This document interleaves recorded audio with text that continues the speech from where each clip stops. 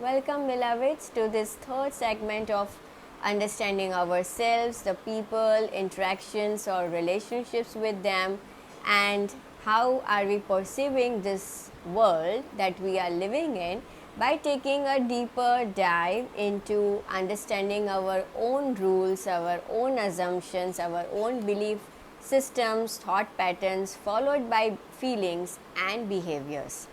So, this session focuses on understanding behavior, very important. And if you really understand very accurately this particular segment in cognitive therapy, then trust me, a lot of things in your life will change for your own good and also for the good of others, because it's relatively easy to track our behaviors, to record our behaviors, to check its progress, what is working, what is not working, how much of is it working or not working, and then immediately changing it and seeing the results. So therefore it is relatively easy compared to thoughts, which is a little more complicated also, because there is a lot of narratives and stories and interpretations that goes on. Coming to behavior, in simple language, we understand behavior as any action performed by an individual.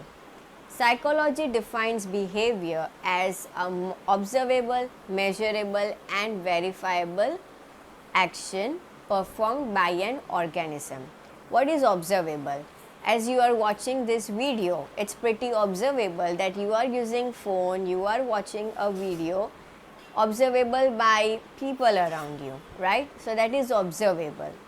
Measurable is a track, keeping a track, recording the behavior which you are actually performing, either into a sheet or on any other mediums, but basically you are just recording and then trying to measure it. So there is this quantitative connotation to it, that you can put number, you can see what is working, not working in your record sheet.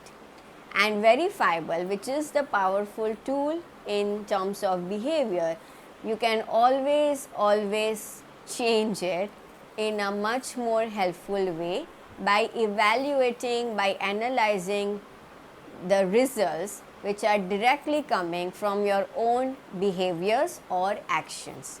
Clear? So psychology defines behavior as an observable, measurable, and verifiable act performed by an organism. For example, if you want to improve your sleep patterns, very basic, let's say a person X has an habit of not sleeping or not having a good time rest. Now, how are we going to understand this behavior? So, we will start with the observation of the behavior. How this individual is sleeping. Very simple thing, but not so. Is the individual taking a rest time, a full rest time in daytime, and thereby compensating the previous night's sleep, which was not so fulfilling or very much disturbed? Is the individual consuming strong caffeine just before dinner time, after dinner time, or early in the evening? Then it's going to disrupt the sleep cycle patterns and hormones in the brain, right? Or the person just binge watches something and that disturbs the sleep cycle. So these are the three observable patterns in person X behavior. Now we are going to measure it. So we are going to create a definite plan of action. So we understand that this sleeping behavior, which is happening somewhere between 4 to 7 p.m. and the caffeine intake, which is happening around 6 p.m.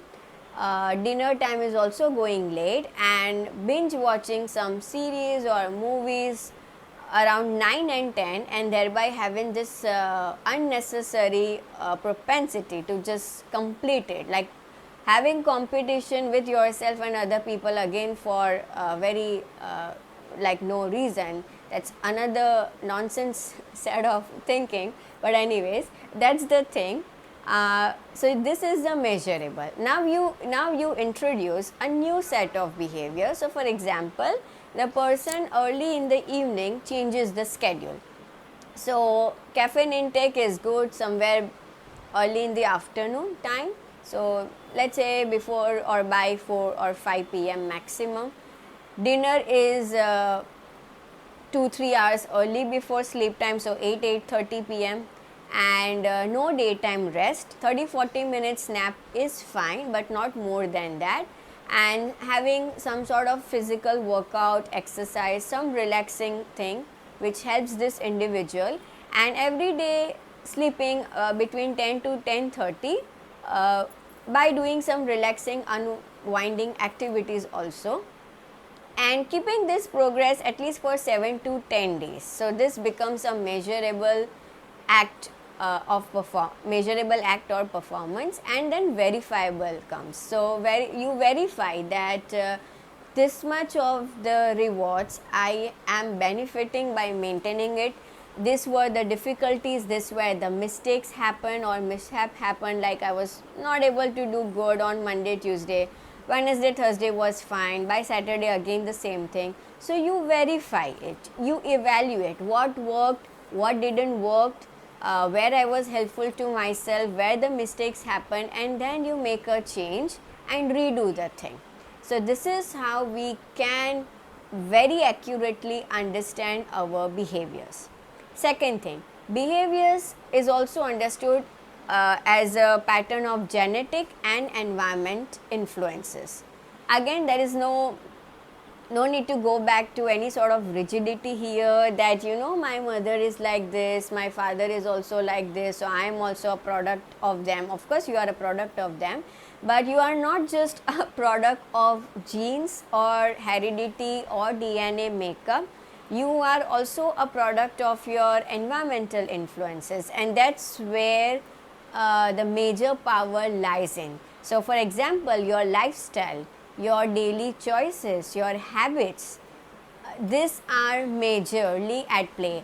And there is this research that DNA is definitely something that we have derived or acquired. So we are a product of gene, but within this DNA there are two mechanisms that are modifiable, and this is coming from epigenetics. So epigenetic means how you are living your life, basically your environmental factors, including, this is the best thing, including your thoughts, the type of thoughts you are thinking, the way you think, your attitude, your belief system, then your level of emotion regulation. So your feelings and emotion comes in.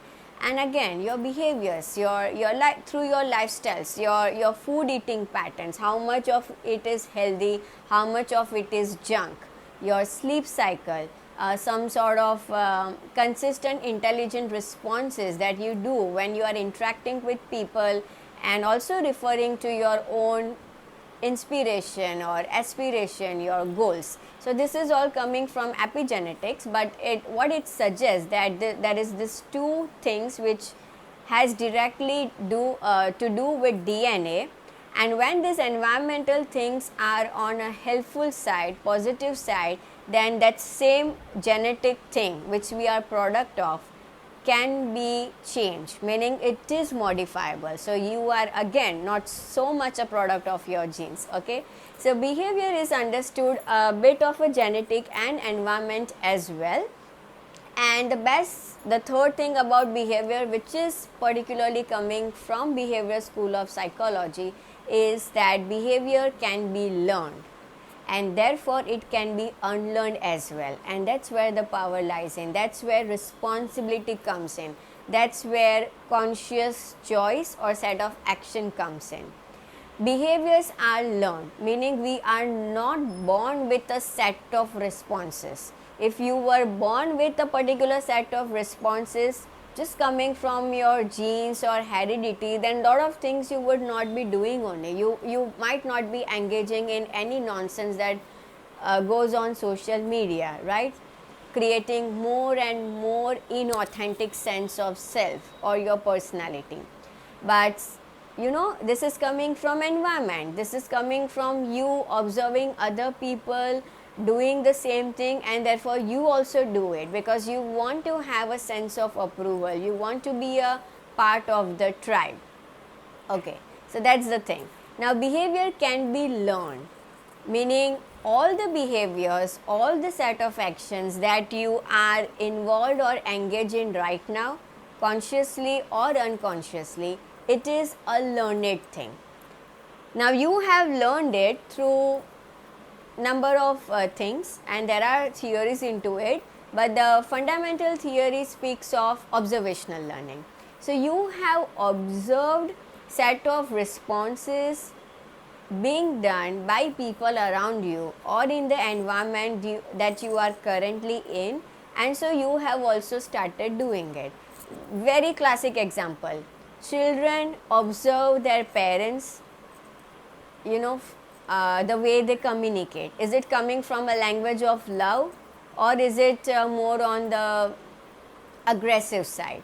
Children observe their parents using how they are using social media, how they are using phone, how their facial expressions are when they are talking to person XY, and how their facial expressions, body language, their mannerism, their tone of voice, the pitch, the sound, the loudness, whatever, everything, whatever, with reference to this person Z is very different from other people. So they observe all of these things.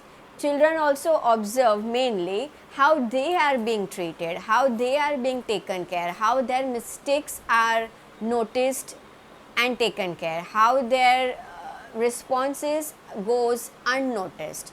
So all of this thing they observe, and then here is the second step. After observation, we imitate the same thing into our own behavior. So imitation is just the copying same thing that other people are doing it.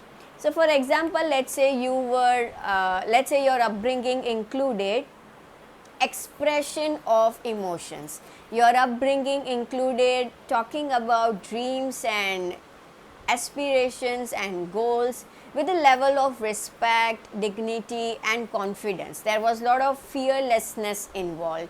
You were raised in a family or in an environment where your opinions were acknowledged. So you have your own independent opinions, you speak confidently. You express your difficult emotions also very, very confidently and more in an intelligent way, using appropriate words, language and expressions. So this is what you learn in your environment, and that same observation you copied, you imitated in your own behavior, and that's how you are referencing yourself to the people around you. That's how you understand people, relationships and interactions. That's how you express yourself, you bring out yourself. So that's one thing. Okay, this is likewise we learn all sorts of behaviors. This is very important, emotional eating episodes. You by yourself, let's say, have learned that whenever you go through a difficult emotion, you don't know the skill, you don't know the knowledge, the theory, the construct behind it, and you don't want to give it a try also by noticing and acknowledging this difficult emotion. Rather, you have learned that whenever I eat any piece of chocolate or dessert or just binge on junk food and then watch series, and then by the next day I am all by myself, completely into a good mode, feeling very fresh, very rejuvenated. Everything improves, including my tone, my interactions, how I address the same person and the same difficulty.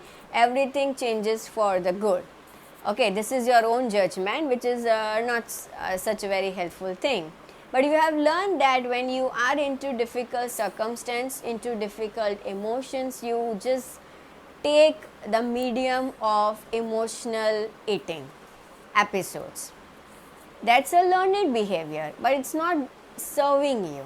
Okay, adults who are just labeled as adults but not are actually performing as an adult. Here is another example how behaviors are learned. There are people who have just simply learned to avoid conflict, or they have simply learned to avoid addressing conflict, addressing a difficult conversation.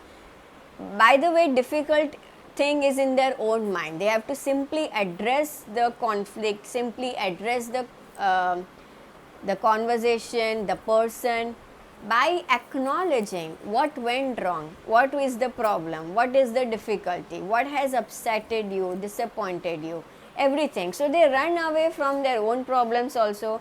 They run away from the people who are actually in problem because of them, since there is no communication going on.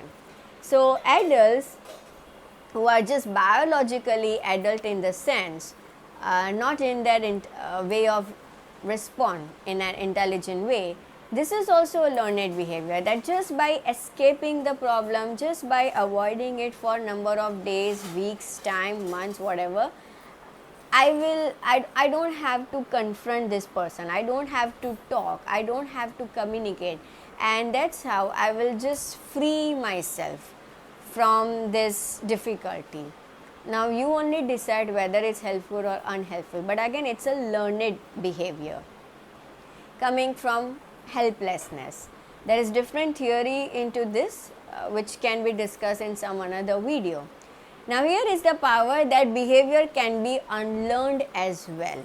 So whatever behaviors are not working for you, immediately observe, measure, verify, prepare a new set of plan of action, new set of behavioral responses, basically doing the opposite action. Okay, and that's how you can unlearn any type of behavior which is not serving you, any type of behavior.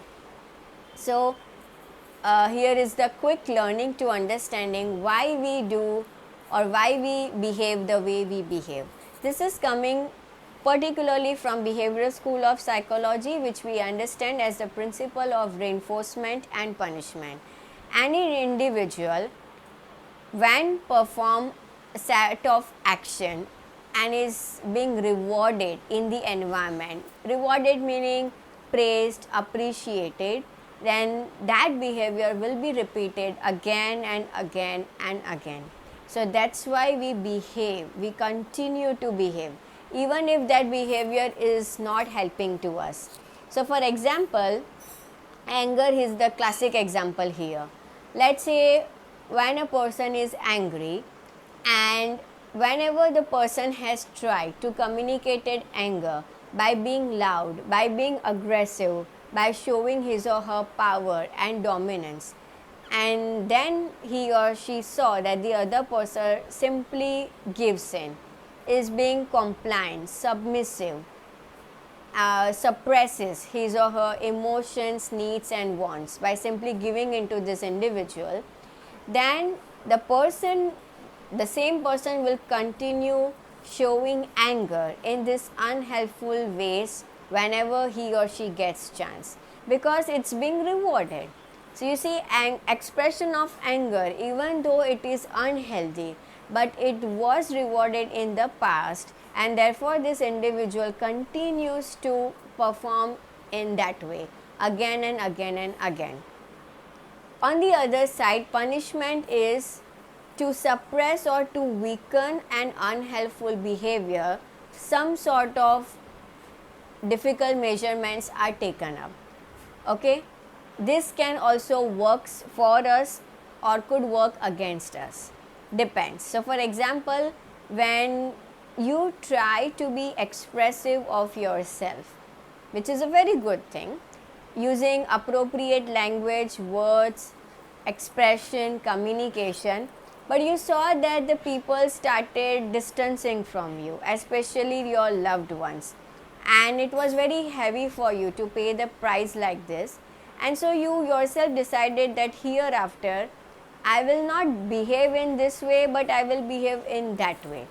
Why this thing happened? Because you were sort of punished, directly or indirectly punished, for pinpointing error of another person, and so you may just simply stop it. Even though it was the right thing to do, you may just simply stop it. Otherwise, when children misbehave, we need to be more strict and punitive towards them, not by demeaning them. I'm not talking about harsh punishments here, but simply, for example, if they have excessive screen time, then you just simply cut off the screen time and deprive themselves of the screen time. Then that is also understood as punishment, but that's the right thing to do. So we understand that how behaviors are learned, and therefore it can be unlearned, and that's where the power lies in. We understood behavior in terms of three keywords: observable, measurable, and verifiable. Practice this into your routine and see how you can actually keep a track of your behaviors. And I will leave you with an important assignment now. This week, what you have to do is just one thing. Before you actually start with the practice, do the first part of it. Have a pre-assessment of the by forming a list of helpful behaviors and unhelpful behaviors. Be very, very intelligent and accurate, okay? Because emotional eating is not a helpful behavior, even though you put it in that category. Maybe lashing out on someone to show that you are someone who cannot be suppressed, again that's an unhelpful behavior, so put it in that category. Too much of screen time, unhelpful. Not having a consistent disciplined schedule, unhelpful. So whatever it is, you just have a list of helpful and unhelpful behavior, then pick up those one or two unhelpful behavior and just do the opposite action. So next time when you have a tendency to show your emotions by being loud, the opposite action would mean that you just take a pause, you take breath, you plan some script also beforehand and do the opposite action. So not by shouting, not by lashing out, not by pinpointing or blaming other people, but examining your own role and responsibility. So that's one thing. By trying to take hold of your breath is the second opposite action. By just simply stating out the problem into words as it is, without blaming yourself and other people, without doing any sort of drama, is the third opposite action. Sometimes when it is becoming too heavy or overwhelming for you, then leave the situation, is the fourth set of opposite action. So here is the homework. Do the opposite action of any type of unhelpful behavior that you could identify. Share in the feedback how this exercise has helped you. I'll see you next time. Thank you so much.